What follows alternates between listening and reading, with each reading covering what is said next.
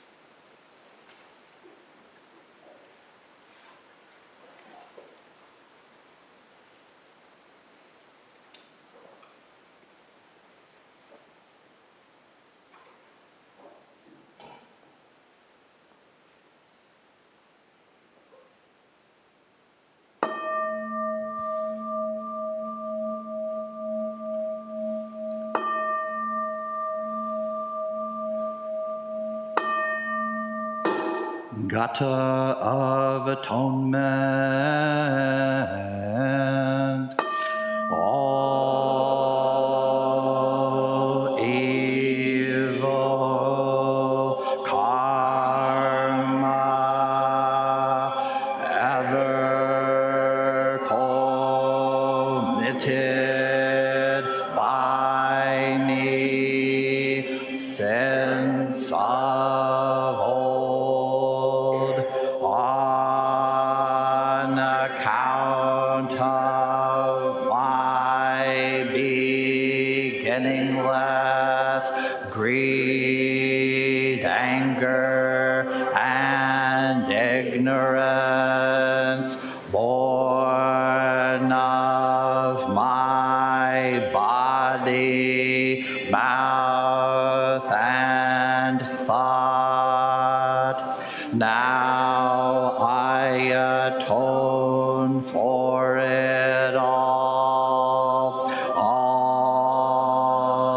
evil karma ever committed by me since of old, on account of my beginningless greed, anger, and ignorance, born of my body, mouth, and thought. Now I atone for it all evil karma ever committed by me since of old, on account of my beginningless greed, anger, and ignorance, born of my body, mouth, and thought. Now I atone for it all.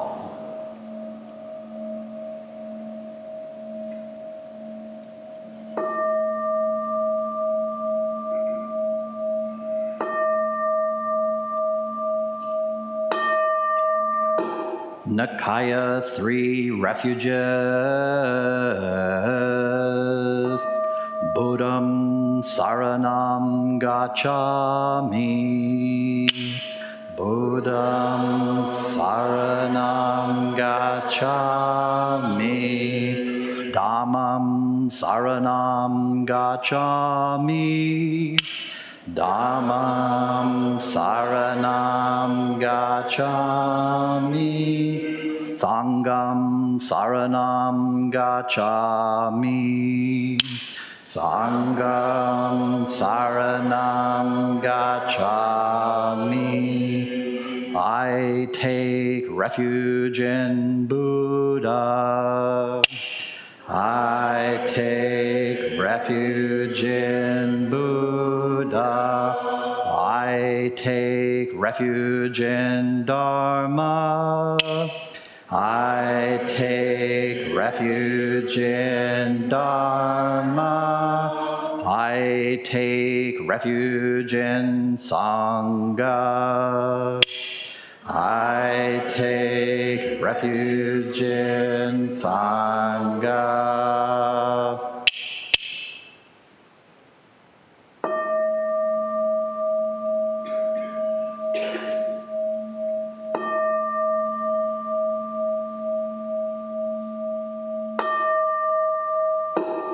The 5 remembrances. I am of the nature to grow old. There is no way to escape growing old. I am of the nature to have ill health. There is no way to escape having ill health. I am of the nature to die. There is no way to escape death. All that is dear to me and everyone I love are of the nature of change. There is no way to escape being separated from them. My deeds are my closest companions. I am the beneficiary of my deeds. My deeds are the ground on which I stand. I am of the nature to grow old. There is no way to escape growing old.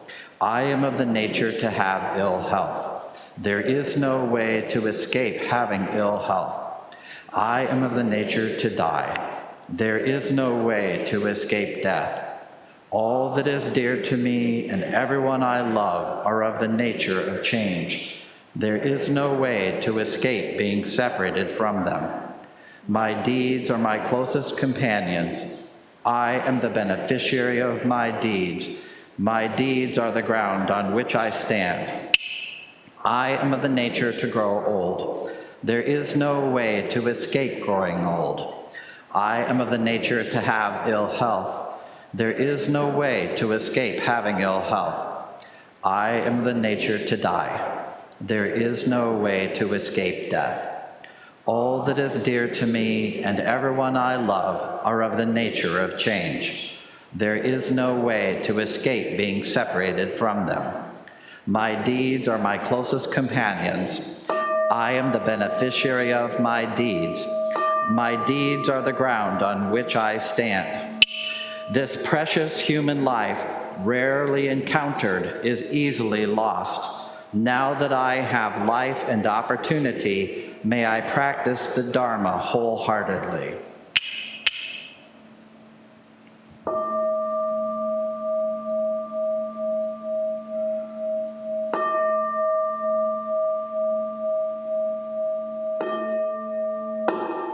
Mahayana Refuge. In my heart, I take refuge in Buddha, Dharma, and Sangha. May I liberate suffering beings and bring them to great joy. May the compassionate spirit of love grow within me, that I may actualize the great way. In my heart, I take refuge in Buddha, Dharma, and Sangha. May I liberate suffering beings and bring them to great joy. May the compassionate spirit of love grow within me, that I may actualize the great way. In my heart, I take refuge in Buddha, Dharma, and Sangha. May I liberate suffering beings and bring them to great joy. May the compassionate spirit of love grow within me, that I may actualize the great way. Invocation of the lineage. I give thanks for the guidance of my teachers. For the lineage of teachers before them, I give thanks and offerings for their devoted practice of generosity, moral discipline, patience, joyful effort, concentration, wisdom, skillful means, unshakable vow, spiritual powers, and awakened awareness for my benefit. May their years of life be lengthened. May their vows be completely realized. And may I cultivate these perfections with their guidance. 7 practices of the Bodhisattvas. I bow down in body, speech, and mind. I offer the best I have to give, both real and imagined, to fill the space between us. I regret and purify all transgressions. I rejoice in all virtues. I request you to remain until total enlightenment. I request wise and compassionate guidance. I dedicate my merit for the sake of all beings. Generating love and compassion. May all sentient beings be free from clinging and hatred. Being close to some and distant from others, how wonderful it would be. May this be accomplished. I will free them from clinging and hatred. Bless me to accomplish this. May all sentient beings enjoy happiness and the causes of happiness. How wonderful it would be. May this be accomplished. I will bring them happiness and the causes of happiness. Bless me to accomplish this. May all sentient beings be free from the suffering and the causes of suffering. How wonderful it would be. May this be accomplished. I will free them from suffering and the causes of suffering.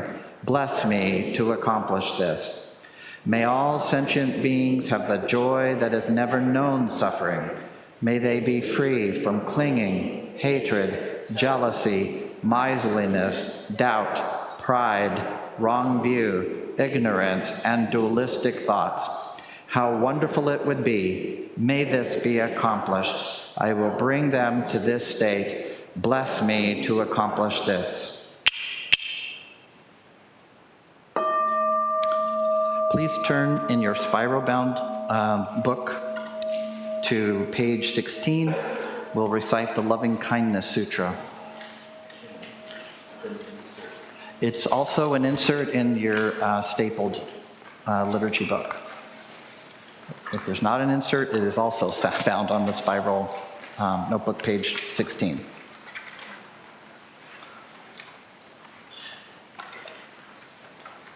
The Loving Kindness Sutra.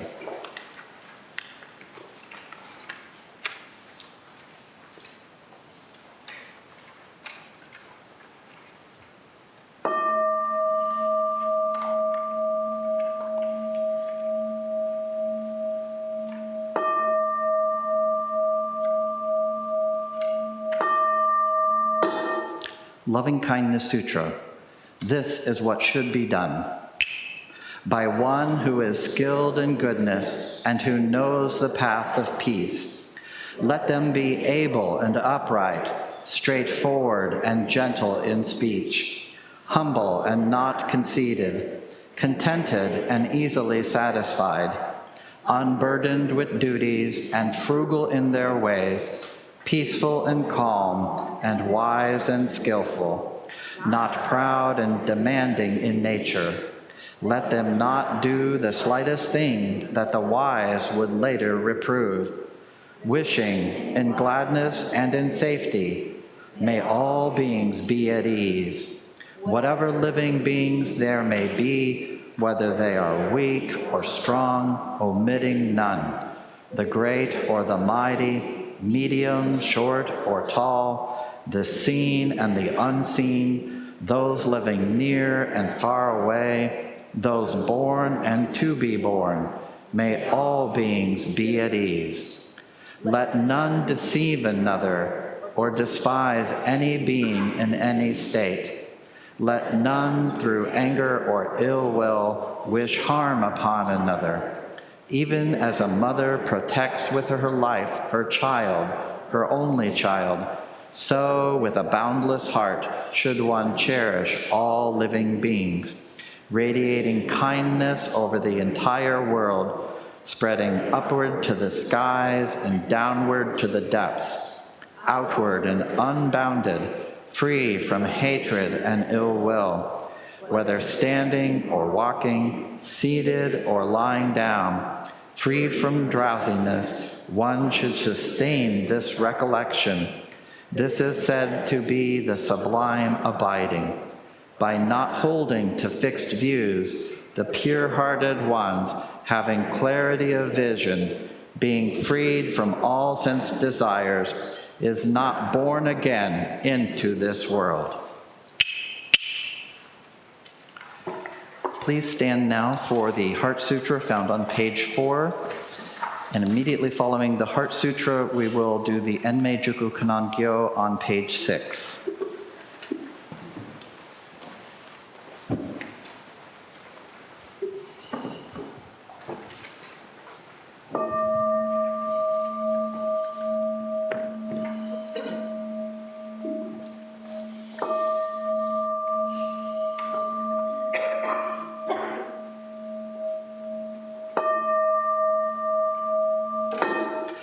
Great Prajna Paramita Heart Sutra.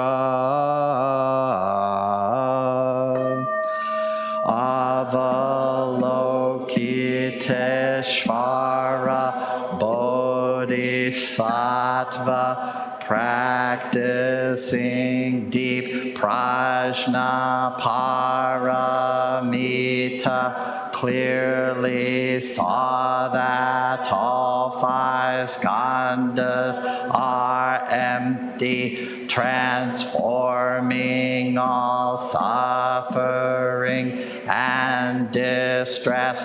Shariputra, form is no other than emptiness, emptiness no other than form, form is exactly emptiness, emptiness exactly form, sensation, perception, mental reaction, consciousness are also like this. Shariputra, all things are essentially empty, not born, not destroyed, not stained, not pure, without loss, without gain. Therefore in emptiness there is no form, no sensation, perception, mental reaction, consciousness, no eye, ear, nose, tongue, body, mind,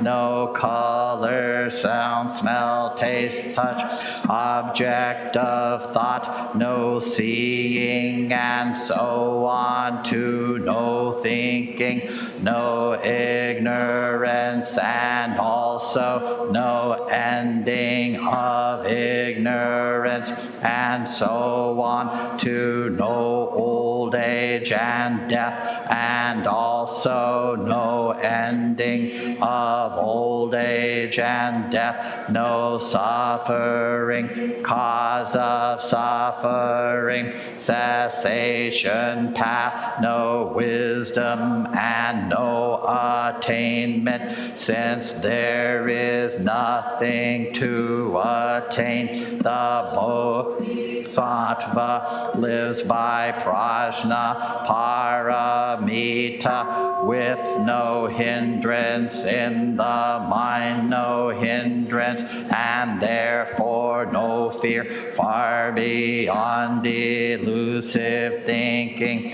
Right here is nirvana. All Buddhas of past, present, and future live by Prajna Paramita, attaining Anuttara Samyak Sambodhi.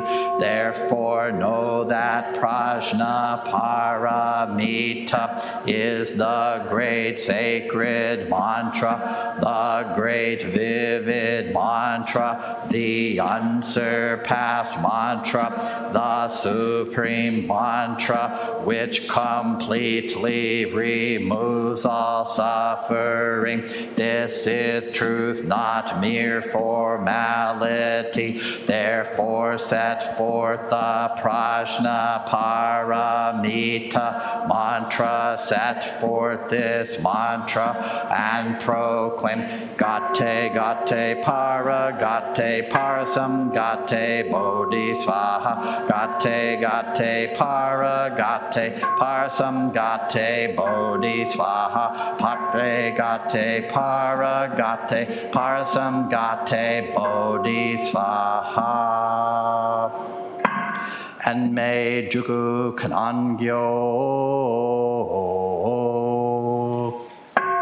Kanzeya Namu Butsuyo Butsuin Bo Butsuin Bo Posoen Jo Raku Gajo Chonen Kanzeyan Bonen Kanzeyan Nen Nen Jushin Ki Nen Nen Furishin Kanzeyan Namu Butsuyo Butsuin Yo Butsu and Bo Poso and Jo Raku Gajo Chonen Kanzeyan Bonen Kanzeyan Nen Nen Jushin Ki Nen Nen Furishin Kanzeyan Namu Butsu Yo Butsu and Yo Butsu and Bo Poso and Jo Raku Gajo Chonen Kanzeyan Bonen Kanzeyan Nen Nen Jushin Ki Nen Nen Furishin absorbing world sounds awakens a Buddha. Right here this Buddha, the source of compassion.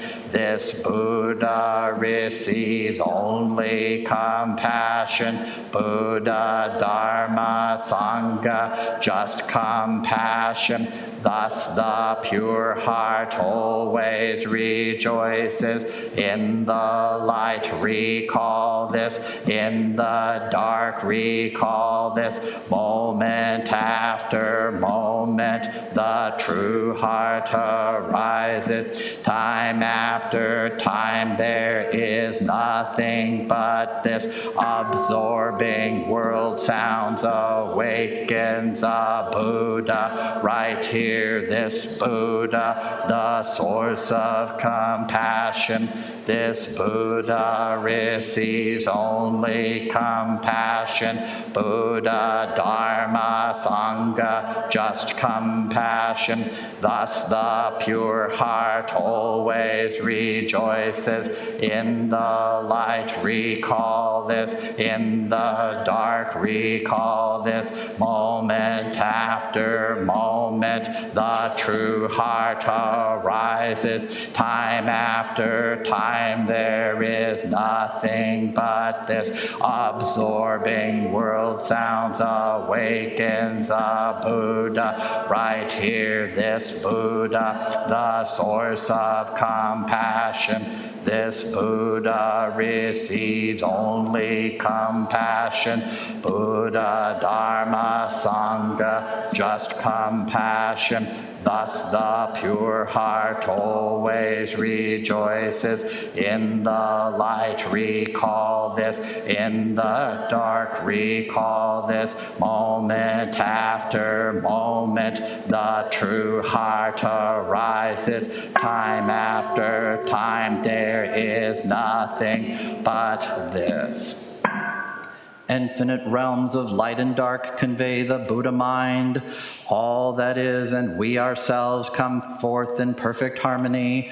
We offer this sincere and devoted practice for the many beings of the 6 worlds and dedicated in grateful thanks to the strength and sound practice of the great Heartland Sangha and its teachers. May our virtuous actions be clear from all interferences, and may our vows be fully realized. We especially dedicate these merits to Percy, Renzo, Bernie, Julie Long. May they have peace and healing. Lorelei at the time of her death. as well as those whose names we hold in the silence of our hearts, and those whose names we now voice aloud.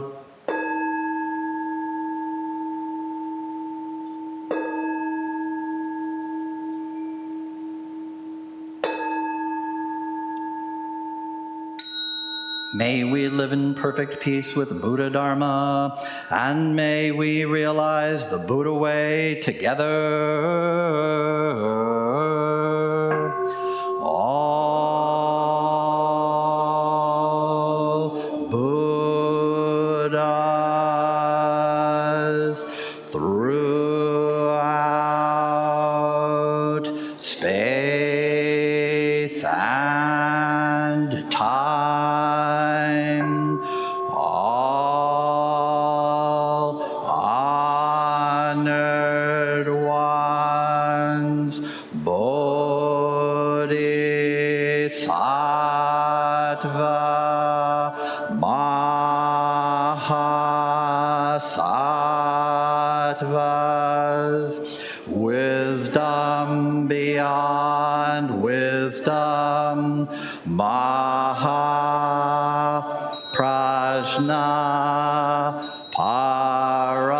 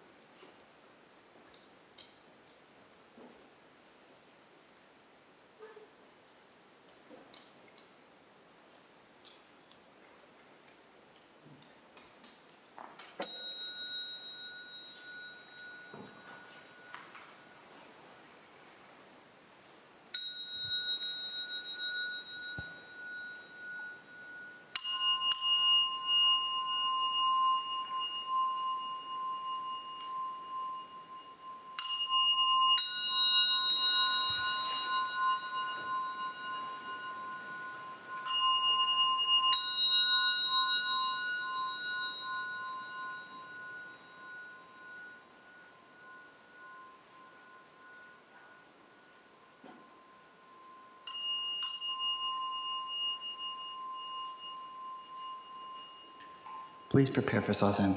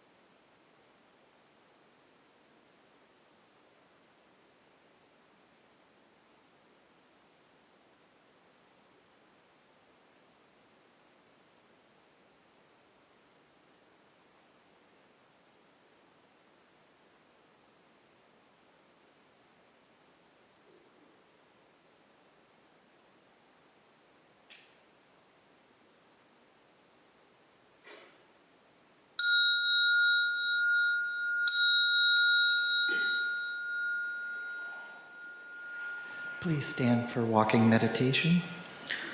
Following walking meditation, we will recite the Song of Covenant, which is found on page 8.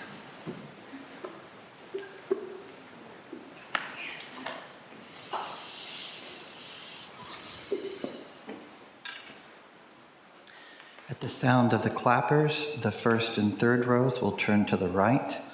The second and back rows will turn to the left. We'll begin at a slow pace with 1/2 step for each cycle of the breath. And then at the next sound of the clappers, we'll continue at a street walking pace.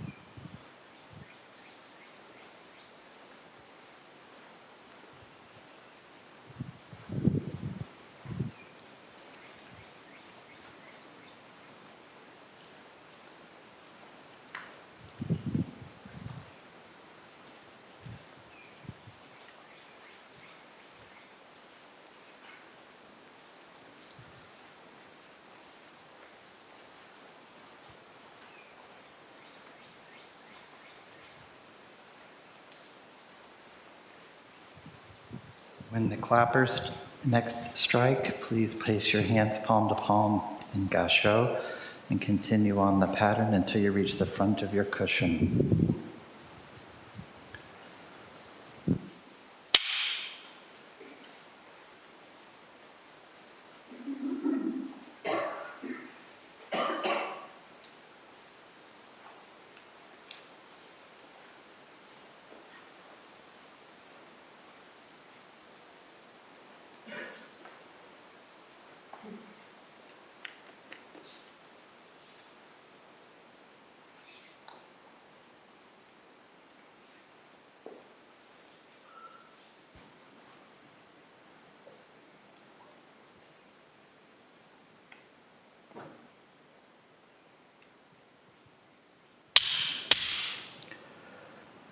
We, the Daishin Kokoji Sangha, with respect for the worth and dignity of each person, with wonder at the wisdom and compassion we seek to cultivate by practice, and with deep gratitude for the teachers of this lineage and our connection to one another, covenant to support each other by upholding the precepts of doing no harm, practicing good, and actualizing good for others.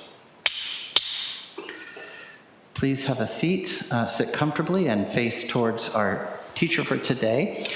In a moment, we will recite the Gata on opening the sutra, also found on page 8.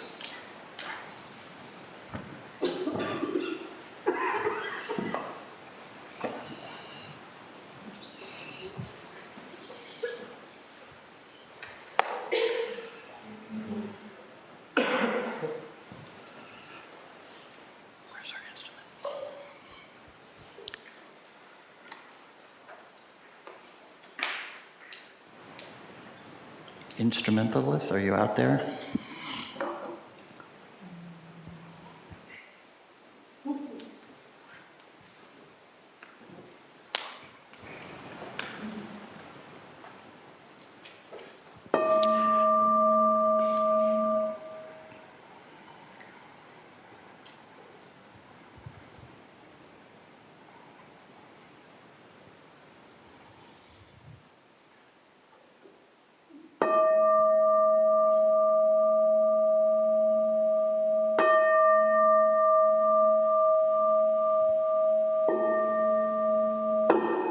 Gata on opening the sutra.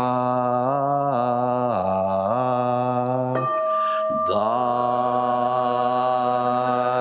Dharma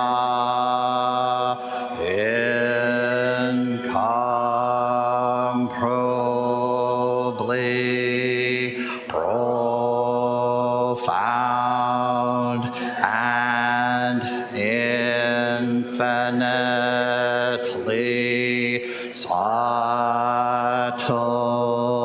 is rarely encountered even in millions of ages. Now we see it, hear it, receive and maintain it. May we completely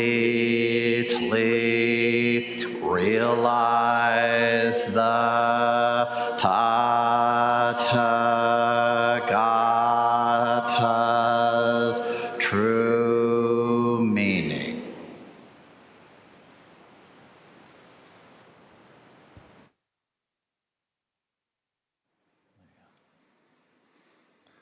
Good morning, everyone. So as a part of the Sangha, I have been asked by my teachers to give the way-seeking mind talk.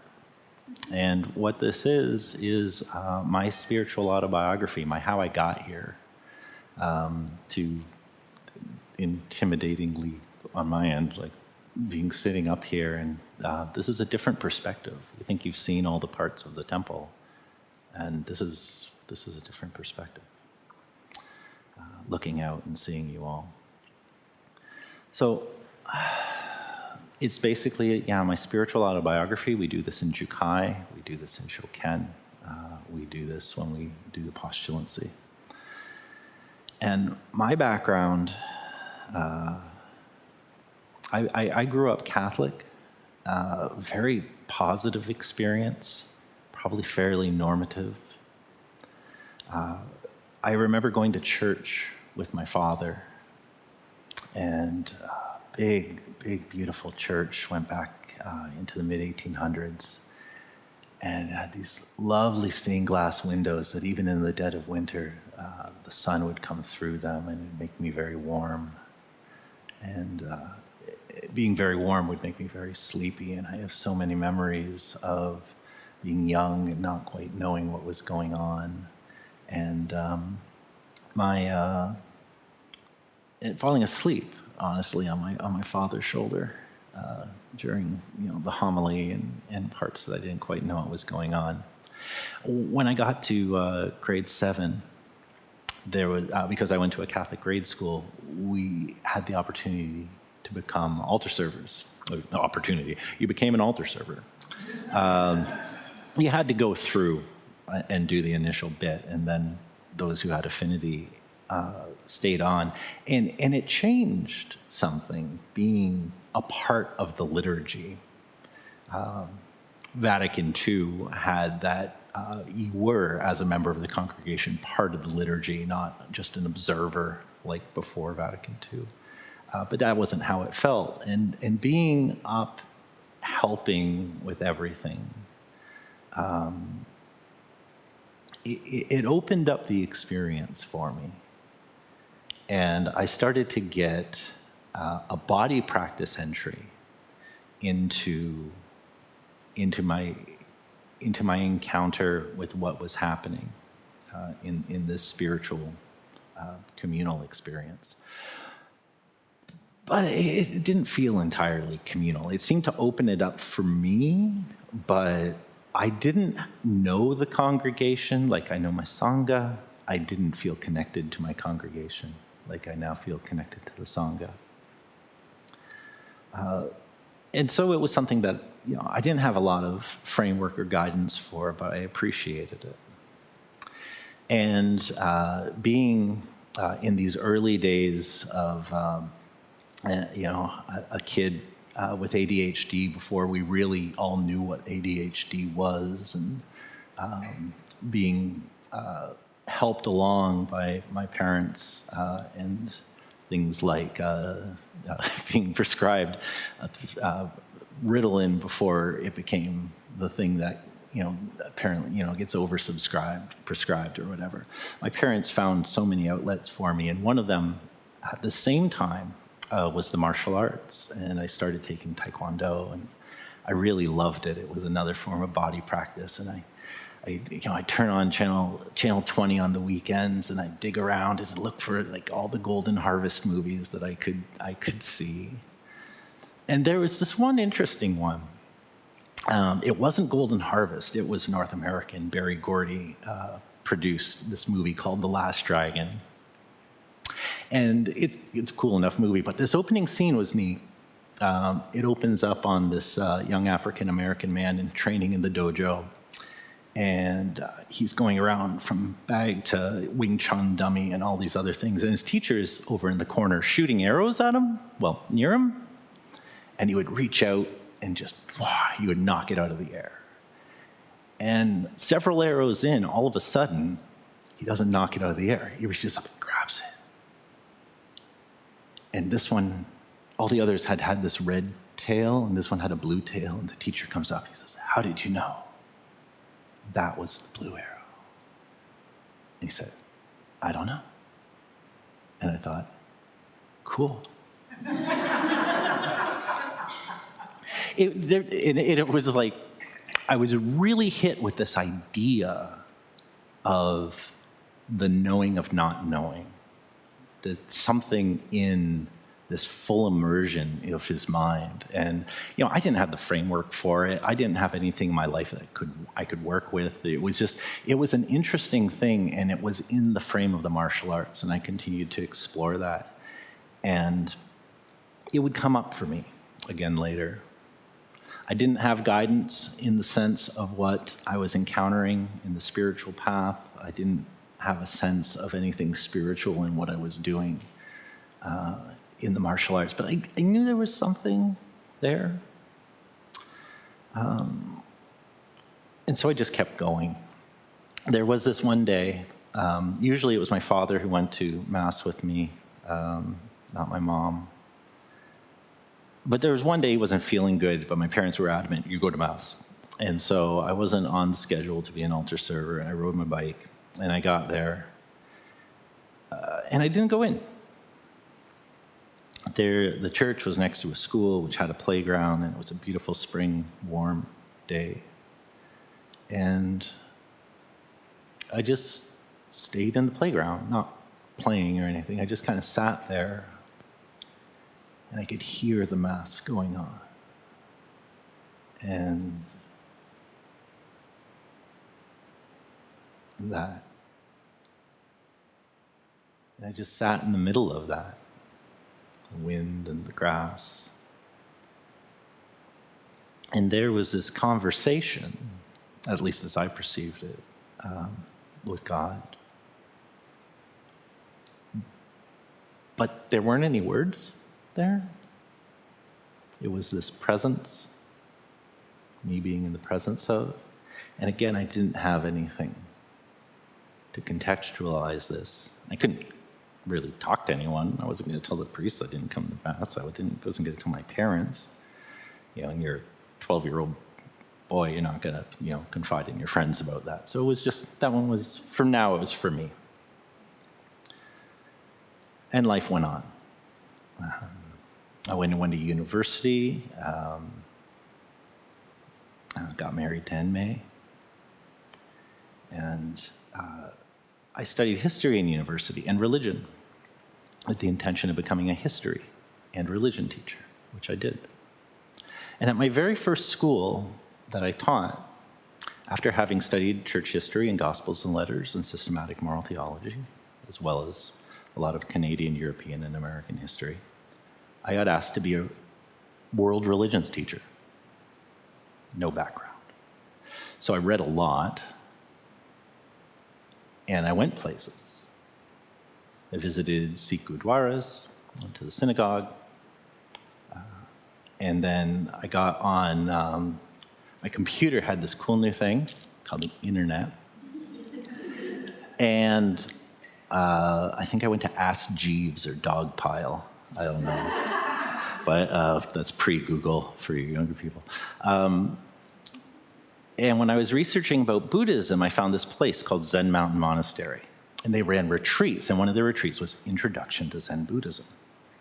But it looked awesome, so I went. And before I went, I read about Zazen, and I tried it. But when I got there, I got beginning instruction in Zazen from this monk. Her name was Jiman, I think. And what I encountered in Zazen just absolutely blew my mind. Because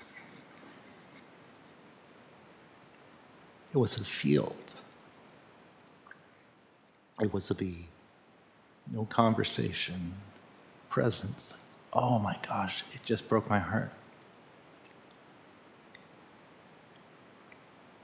And so that practice took hold. And I'm pretty sure there was a lot of free time in that schedule, surprisingly. I'm pretty sure I was pretty much done reading the 8 Gates of Zen before the end of the weekend. Like every free moment we had, it's just wonderful, all the different ways that you can engage in this practice. And I went home and I shared it with Enmei, and it was a wonderful sharing experience, and we sat Zazen together, and that was about as much as we could import into our house at that time, but we sat together, and it was absolutely beautiful. Something had woken up, though, so I did go back. I went back to a session the next summer. And I'd been sitting for a while now, counting my breath, and there was some stability I felt. And somewhere in the heart of that session, I got to go in and have Dokusan interview with Daido Roshi. And he asked me if I had any questions, and I said, well, I'm starting to feel some like clarity and stability, and it's very comfortable, and it's real. I'm really enjoying this, and it's powerful. But how do I get that to show up off of the cushion? Big moment. And he said, sit more. And he rang the bell. And that's it. If you've never been to Dokusan, it's a wonderful exchange, but when the bell rings, it's over. I'm like, what? Just does it? Grumble back to my seat and go, I don't know. But I mean, I would not be dissuaded. And I went on with my practice, and it was interesting. Like, we had no structure, no community, no one to guide us at that time. I remember Enmei running into a lot of challenges when she was pregnant with Lark. That, you know, there was something that she didn't know how to navigate in that. And so she shifted her practice when she felt somehow the Zazen was too difficult while pregnant, without the guide to help her through that. And so she shifted her practice in this way that, you know, she made space for me to practice more. That's an endless thread in my life. Everything I've been able to do in practice is powered by her support, and bow to her practice, both in this community and in my life.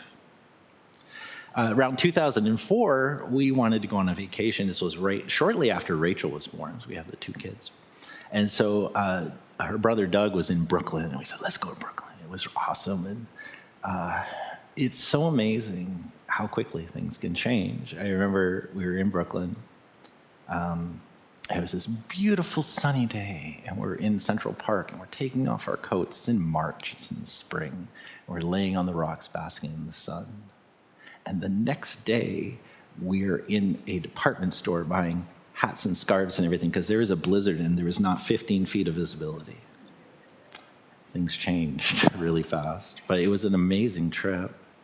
And in the middle of that trip, I thought, you know, I remember there was a ZMM, like a Zen Mountain Monastery affiliate thing somewhere in New York. And it turned out it was a longish walk from where I was. And so I went down, I found out their practice schedule. I went down to Fire Lotus Temple. I thought, oh, this will be nice, touch back in many years later. And it really woke up that desire for practice again in me. It was one of those key moments. And having sat for a while, but not in community, going there, I had this real sense of not only did I wanted to reinvigorate my practice, but I wanted people to practice with. So I went home, I went to the resource I had, 8 Gates of Zen. I'm looking, you know, for ideas and body practice. And so where I am, I started taking Aikido. I studied Yoshinkan Aikido.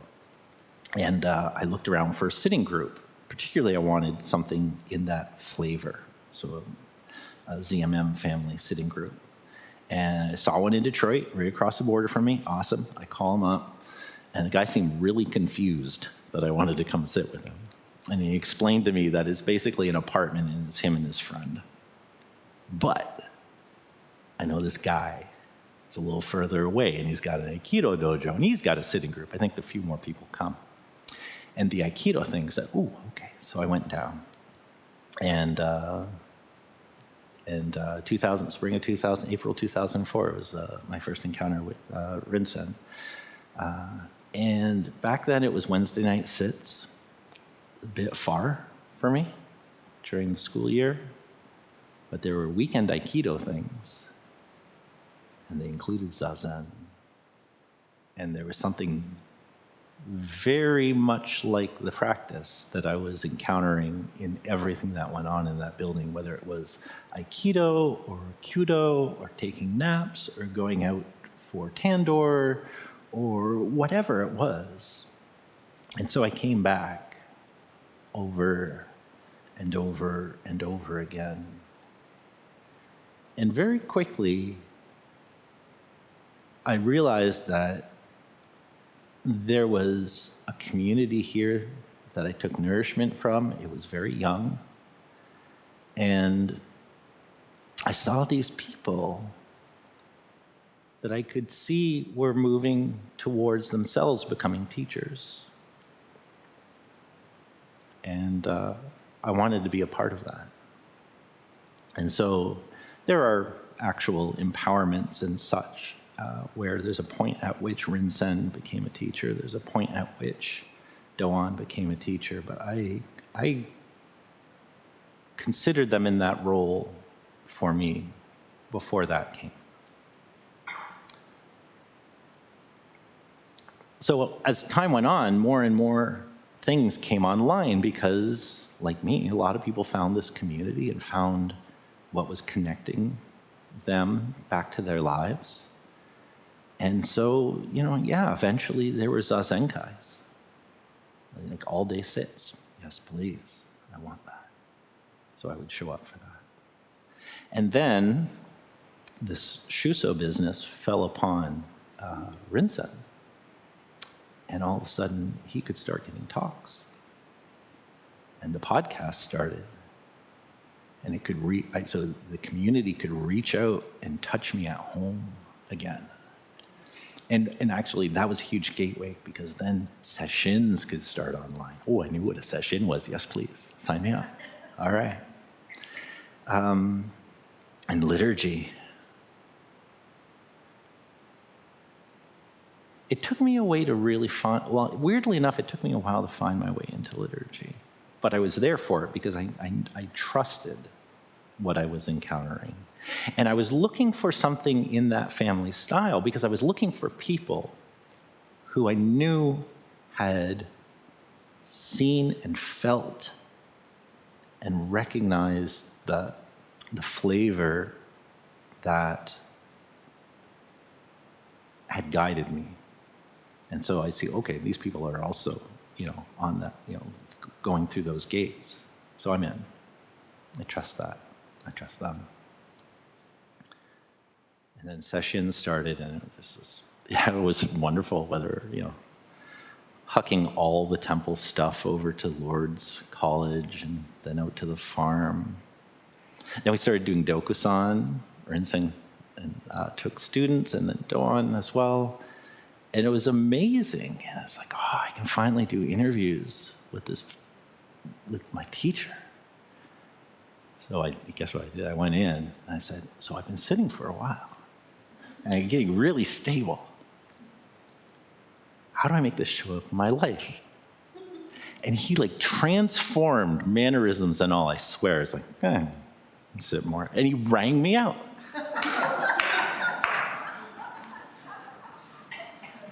But it hit different because now this was the second time and there was more sitting behind me under my belt. And I mean, I knew, I've known them even at that point for quite a while. And so there was a trust. It's like, okay, I'll look into it. It was a blue arrow moment. Something hit that was, how do I know? I don't know. But okay. And at that point, this idea of, okay, I've encountered something in the Zazen and I trust it, and I didn't know I had kind of gone over the top of the roller coaster, but I had. I remember my mom, actually, when I went into this sort of thing, educated and partially raised by the nuns, she said, she had one question: are you going to hell? I don't think so. But then later on, we had another conversation, and she looked at me one day in her kitchen, and she said, I think that Zen stuff's okay for you. Because I see who you are. I kind of would have liked the conversation to end there. But she said, and Enmei's doing it. Or she said, and Julie's doing it. And I trust her. So there's an aspect that I did have a mother, but really I had two mother-in-laws. And so that Enmei also engaged in the practice, not only made that easier because it was in our household, but it rested my mother's heart in knowing this path was going to be good for me.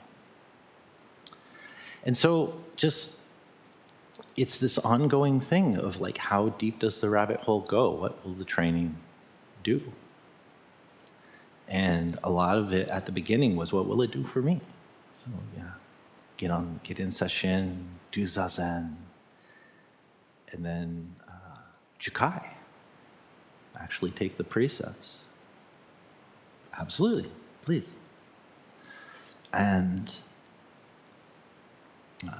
then shoken. Sure, I have an idea of what that is. I'll be part of that. Further down the rabbit hole, become a formal student. And already at that point, already at those points, I hadn't even realized that I was already falling in love with the community and wanting to support and serve the community. And that was pretty obvious to me when the postulancy opened up, the idea of Tokudu Unsui and taking these black robes. And it's like, how could I not serve the community that has done so much to guide me in this path? And so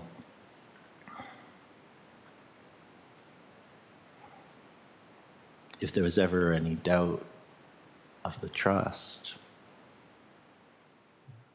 I think that was just an old shadow, an old pattern. And then, we end up here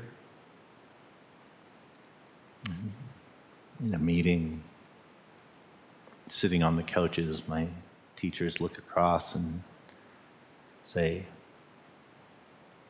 please be Shuso. And so I get asked by these people who trust me enough to, again, find this new avenue in towards not only my own training, but into serving this community that has nourished me so much. I don't know how there could be any other response but say, of course, and bow and do my best. I have spoken.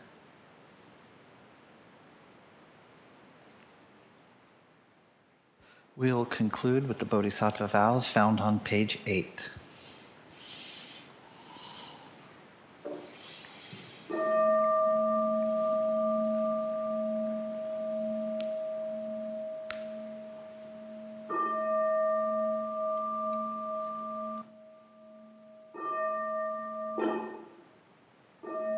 Beings are numberless.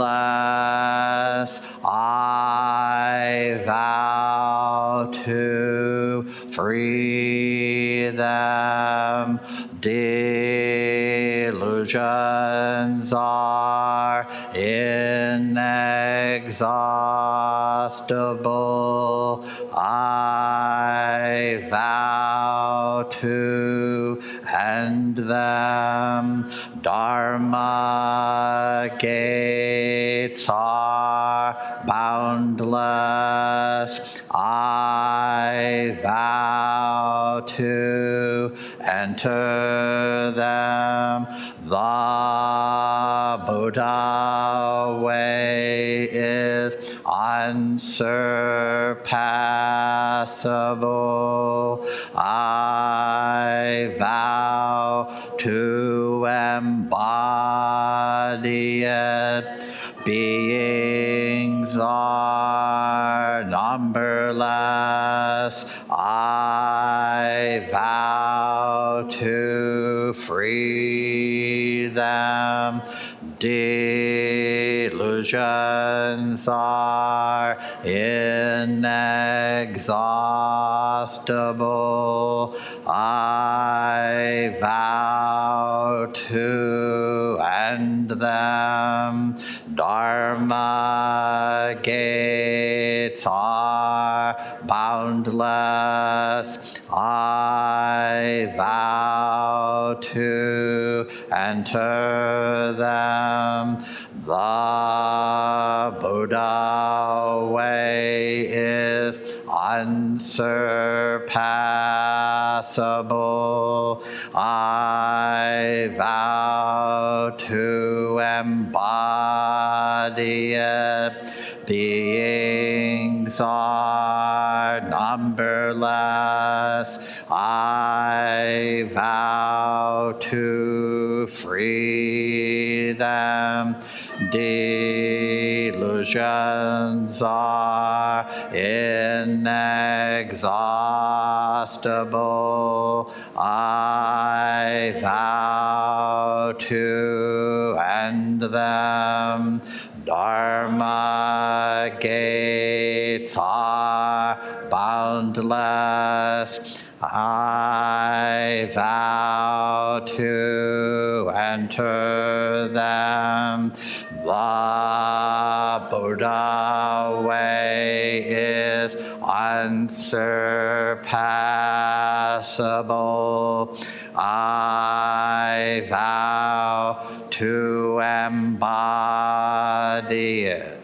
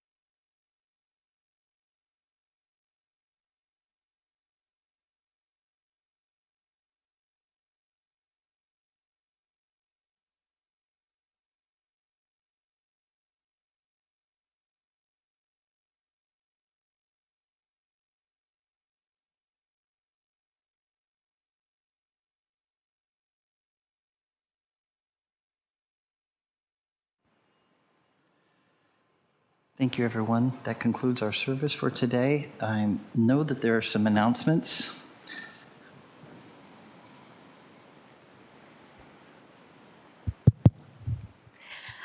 the Teen Dharma will be sewing our bags next weekend, Saturday at 6 o'clock.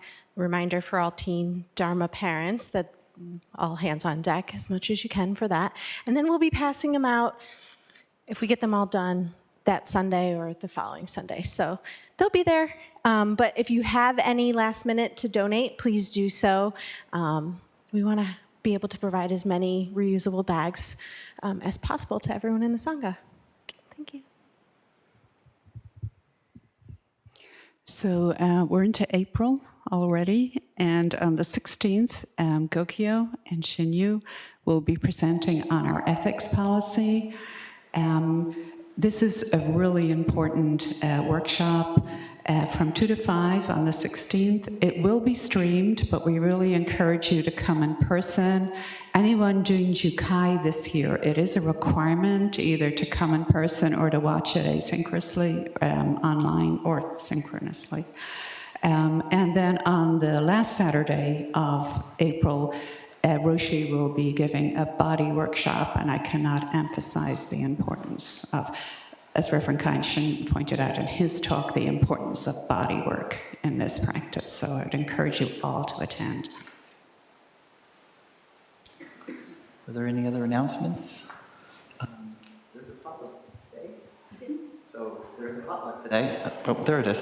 And there will be a gong that sounds when the food is ready. So stick around. Thank you all. Please restore the Zendo.